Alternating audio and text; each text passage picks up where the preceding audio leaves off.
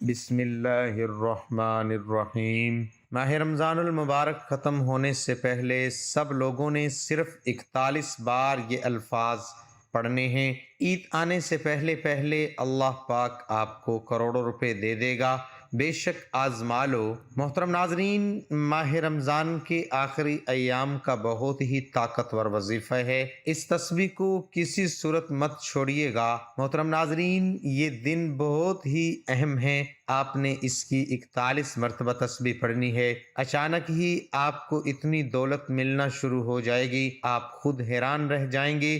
یہ عمل ضائع نہ کیجیے گا، یہ عمل ضروری اور بہت اہم ہے۔ ماہ رمضان میں یہ تسبیح ہر مشکل و پریشانی کا حل ہے۔ اس تسبیح کو پڑھنے والا اللہ پاک کے قریب ہو جاتا ہے اور اللہ پاک کو راضی کر لیتا ہے۔ جب کوئی بندہ ماہ رمضان میں یہ تسبیح پڑھ کر اللہ سے مانگتا ہے تو میرا رب اتنا خوش ہوتا ہے کہ فرشتوں کو حکم جاری کرتا ہے، جاؤ اس بندے کی حاجت کو پورا فرما دو۔ اللہ پاک کا فرمان ہے، وہ لوگ ہیں کہ جب اللہ کا ذکر کیا جاتا ہے تو ان کے دل ڈرنے لگتے ہیں، جو مصیبتیں انہیں پہنچتی ہیں ان پر صبر کرتے ہیں اور جو کچھ ہم نے انہیں عطا فرمایا ہے اس میں سے خرچ کرتے ہیں۔ یہ برکتوں والا مہینہ ہے، انشاءاللہ اللہ پاک آپ کے اوپر خصوصی رحمت کریں گے، آپ کو بے پناہ دولت سے نوازیں گے۔ آپ کے جو بھی مسائل ہیں دولت کو لے کر، آپ نے اپنا گھر لینا ہے یا آپ یہ چاہتے ہیں کہ میرا عالی شان گھر ہو، گھر تو آپ کے پاس ہے، چھوٹا ہے، لیکن آپ چاہتے ہیں اور بڑا گھر ہو، انشاءاللہ اس عمل کی برکت سے اللہ پاک آپ کو گھر سے بھی نوازیں گے۔ آپ کے پاس پیسوں کی کمی ہے، آپ نے کسی کا قرض دینا ہے، آپ پریشان ہو چکے ہو، آپ کے پاس پیسے ہوتے ہیں لیکن پورے ہوتے ہیں، اپنے گھر کا خرچہ بھی چلانا ہے، آپ اس پریشانی میں ہو کہ پتہ نہیں اب قرض کیسے اترے گا، انشاءاللہ اس عمل کو کر لیجئے، آپ کا قرض بھی اتر جائے گا۔ آپ نے اپنی اولاد کی شادی کرنی ہے، آپ بیماری میں مبتلا ہو چکے ہو، آپ اچھے ڈاکٹروں کو نہیں چیک کروا پا رہے، آپ نے اپنی بیماری کا علاج کروانا ہے، مختصر یہ ہے، دولت کو لے کر آپ کے جو بھی مسائل ہیں انشاءاللہ اللہ پاک کے حکم سے وہ حل ہو جائیں گے۔ اللہ پاک آپ کو بے پناہ دولت سے نوازیں گے، اللہ پاک اپنے غیبی خزانوں سے آپ کو دولت سے نواز دیں گے۔ اللہ پاک کے خزانوں میں کمی نہیں ہے، اللہ پاک جس کو چاہے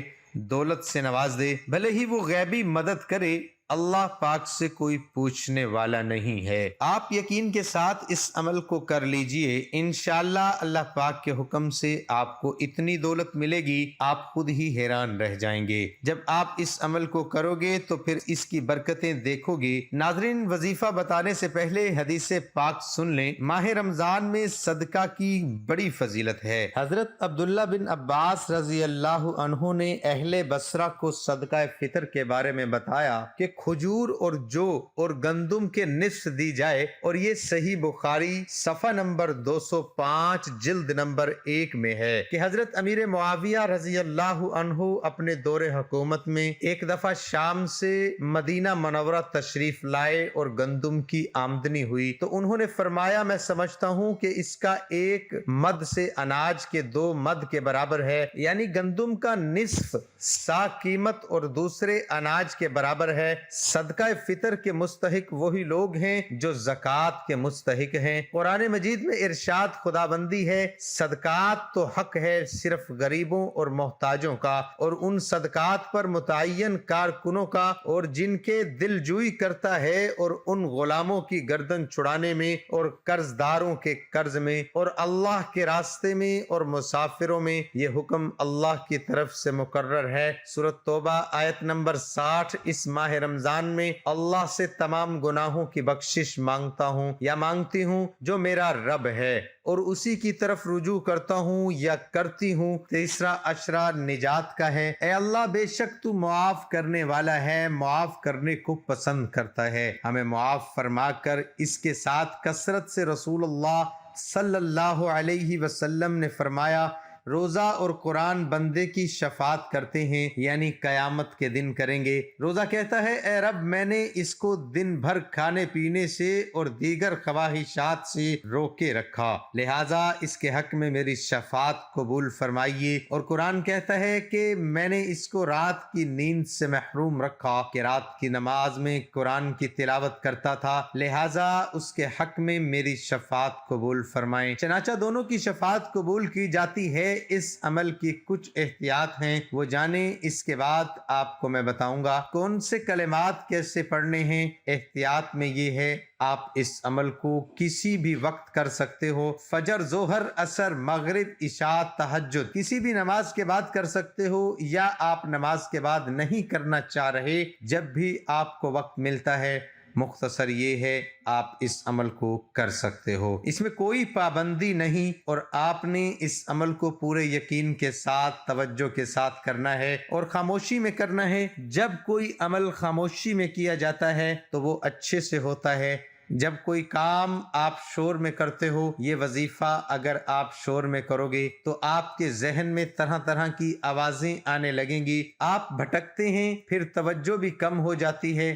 جب توجہ کم ہوگی تو پھر یقین بھی کم پڑ جائے گا، جب یقین کم ہوتا ہے تو پھر عمل اثر نہیں کرتا۔ تو اس لیے اپنی پوری توجہ کے ساتھ، یقین کے ساتھ اس عمل کو کرنا ہے۔ مرد، عورت، بچہ، بوڑھا، کوئی بھی اس عمل کو کر سکتا ہے، اس میں بھی کوئی پابندی نہیں ہے۔ عورتیں اس کو خاص ایام میں بھی پڑھ سکتی ہیں، اس میں بھی کوئی پابندی نہیں ہے۔ اس عمل کو کہیں بھی بیٹھ کر کیا جا سکتا ہے، مصلی کے اوپر بیٹھ کر کر لیں، بیڈ، کرسی، چارپائی، کہیں بھی بیٹھ کر آپ اس عمل کو کر سکتے ہو۔ بس بات ہوتی ہے نیت کی۔ اللہ پاک انسان کی نیت دیکھتے ہیں، یہ کیسے پڑھ رہا ہے۔ مختصر یہ ہے کہ آپ کہیں بھی بیٹھ کر اس عمل کو کر سکتے ہو۔ اگر آپ پہلے کوئی تسبیح کرتے ہو، کوئی وظیفہ کرتے ہو، کوئی عمل کرتے ہو، اس کے فوراً بعد اس عمل کو کیا جا سکتا ہے، اس میں بھی کوئی پابندی نہیں ہے۔ اگر آپ کے ذہن میں یہ وہم ہے، یہ شک ہے، تو اس کو نکال لیجئے۔ ایک دن میں بھلے ہی آپ جتنے وظائف کر لو، اس سے کوئی نقصان نہیں ہوتا، بلکہ آپ کو فائدہ ہی فائدہ ہے۔ وظیفے سے پہلے درود پاک پڑھتے ہیں۔ درود پاک آپ نے صرف 11 بار پڑھنا ہے آپ صلی اللہ علیہ وسلم کی ذات پر، اور اگر کسی میرے بھائی کو یہ درود پاک نہیں آتا تو وہ کوئی بھی درود پاک پڑھ سکتا ہے جو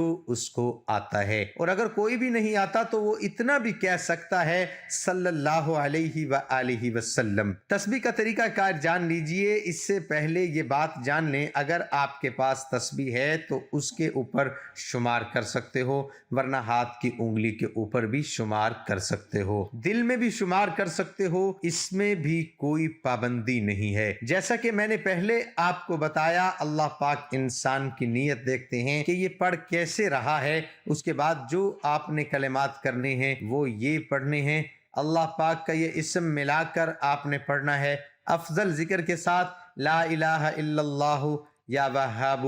ان کی اتنی فضیلت ہے کہ آپ سوچ بھی نہیں سکتے۔ جب آپ اس عمل کو کرو گے، آپ دیکھو گے آپ کے کیسے اللہ پاک کی آپ کے اوپر کرم نوازیاں ہو رہی ہیں، اور ذکر بھی ہے۔ اور اس کے علاوہ ترازو کے اگر 2 پلڑے ہیں، ایک میں پوری کائنات، پوری دنیا رکھ دی جائے اور دوسرے پلڑے میں صرف ایک کلمہ رکھ دیا جائے تو کلمے والا پلڑا بھاری ہو جائے گا، اس کی اتنی طاقت ہے۔ اور ساتھ آپ نے پڑھنا ہے یا وہابو، اس کی بھی بہت سے کلمات ہیں۔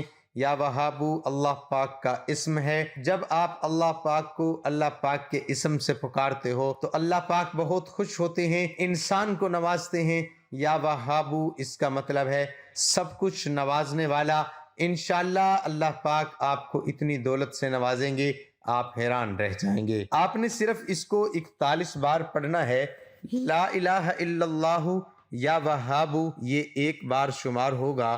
ایک بار سن لیں، میں پھر آپ کو بتا رہا ہوں، لا الہ الا اللہ یا وہابو یہ ایک ہی بار شمار ہوگا۔ اسی طرح آپ نے 41 مرتبہ پڑھنا ہے، اچھی طرح پڑھنا ہے۔ جب آپ پڑھو گے آپ دیکھو گے کتنی جلدی اللہ پاک آپ کے اوپر خصوصی رحمت کریں گے، آپ کو بے پناہ دولت سے نوازیں گے، ایسے ذریعے بنیں گے آپ خود ہی حیران رہ جائیں گے۔ آپ کو جو بھی دولت کا مسئلہ ہوگا حل ہو جائے گا۔ آپ نے اپنی بیماری کا علاج کروانا ہے، انشاءاللہ اس عمل کو کرنے کے بعد آپ اچھا علاج کروائیں گے، اللہ پاک آپ کو بھی دولت سے نوازیں گے۔ اپنی اولاد کی شادی کرنی ہے، انشاءاللہ اس عمل کی برکت سے سارا پیسوں کا انتظام بھی ہو جائے گا۔ دینے والی ذات اللہ پاک کی ہے، بس انسان کا کام ہے اللہ پاک کے اوپر پختہ یقین رکھنا اور کوشش کرنا، محنت کرنا۔ آپ نے یہ کوشش محنت کرنی ہے، اس عمل کو اچھی طرح کرنا ہے، پوری توجہ کے ساتھ کرنا ہے، پورے یقین کے ساتھ کرنا ہے۔ انشاءاللہ آپ کے تمام بیڑے پار ہو جائیں گے، آپ کے تمام کام سمر جائیں گے۔ دولت کو لے کر اس کے علاوہ آپ نے کرائے دینے ہوتے ہیں، اس کی وجہ سے آپ پریشان ہو، انشاءاللہ اللہ پاک کی آپ کے ساتھ مدد ہوگی، اللہ پاک آپ کو بے پناہ دولت سے نوازیں گے، آپ کے بھی مسائل حل ہو جائیں گے۔ کوئی بھی آپ کا مسئلہ ہے دولت کو لے کر انشاءاللہ وہ حل ہو جائے گا۔ اس کے بعد آپ کہیں گے اللہ اکبر، اللہ سب سے بڑا ہے، بے شک اللہ پاک کی ذات ہی ہمیں نوازتی ہے۔ چلتے پھرتے اٹھتے بیٹھتے انسان کو چاہیے اللہ پاک کا ذکر کرتا رہے، لیکن یہ وظیفے کا حصہ ہے، آپ نے ایک بار لازمی کہنا ہے اللہ اکبر، اللہ سب سے بڑا ہے۔ اس کے بعد پھر آپ درود پاک پڑھیں گے 11 بار۔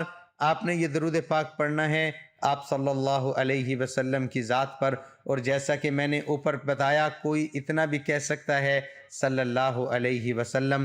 اس کے بعد آپ نے دعا کرنی ہے یا اللہ دولت سے نواز دے جس سے میری زندگی میں آسانیاں آ سکیں، اے اللہ مجھے اتنی دولت سے نواز دے کہ میں تیری راہ میں خرچ کر سکوں، مجھے نفع بخش دولت سے نواز دے۔ اسی طرح میں آپ نے اچھی طرح اللہ پاک سے دعا بھی کرنی ہے۔ اس کے بعد اجازت عام ہے، کوئی بھی میرا بھائی بہن بیٹی اس عمل کو کر سکتی ہے، اس میں کوئی پابندی نہیں ہے، اور آپ کو ثواب بھی ملتا ہے جب آپ عربی کلمات پڑھتے ہو۔ اس کے بعد ایک اہم بات، آپ نے اس عمل کو اپنے پیاروں کے ساتھ بھی شیئر کرنا ہے۔ جب آپ دوسروں کے ساتھ شیئر کرو گے ان کی زندگی میں آسانیاں آئیں گی، اس عمل سے تو اللہ پاک آپ کی زندگی میں آسانیاں لائے گا، کیونکہ اللہ پاک فرماتے ہیں جو میرے بندوں کے لیے آسانیاں پیدا کرے گا میں اس کے لیے آسانیاں پیدا کروں گا۔ تو میں نے اس عمل کو بڑی ہی اچھی طرح سمجھایا، آپ نے بھی اس عمل کو اچھی طرح سمجھ کر کرنا ہے تاکہ آپ کو فائدہ ہو سکے۔ تمام دوستوں سے گزارش ہے کمنٹ میں اللہ تعالیٰ کے 99 ناموں میں سے ایک نام ضرور لکھیں۔ تو اب تک کے لیے اتنا ہی کافی، اللہ حافظ۔